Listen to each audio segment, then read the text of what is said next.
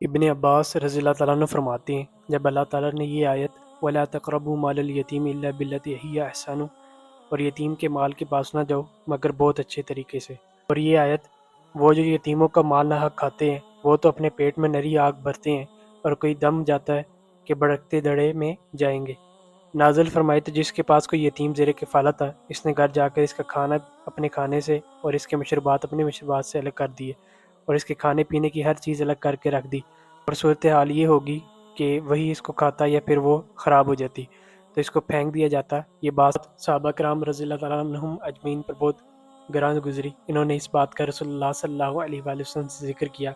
تو اللہ تعالیٰ نے یہ آیت نازل فرمائی، اور تم سے یتیموں کا مسئلہ پوچھتے ہیں تم فرماؤ ان کا بھلا کرنا بہتر ہے، اور اگر اپنا ان کا خرچ ملا لو تو وہ تمہارے بھائی ہیں، اور خدا خوب جانتا ہے بگاڑنے والوں کو سنوارنے والوں سے، اور اللہ تعالیٰ چاہتا تو تمہیں مشقت میں ڈالتا، بے شک اللہ تعالیٰ زبردست حکمت والا ہے۔ یہ آیت عظیم حکیم تک نازل فرمائی، پھر صحابہ کرام رضی اللہ تعالیٰ عنہم اجمعین نے ان کا کھانا اپنے کھانے کے ساتھ اور ان کا پینا اپنے پینے کے ساتھ ملا لیا۔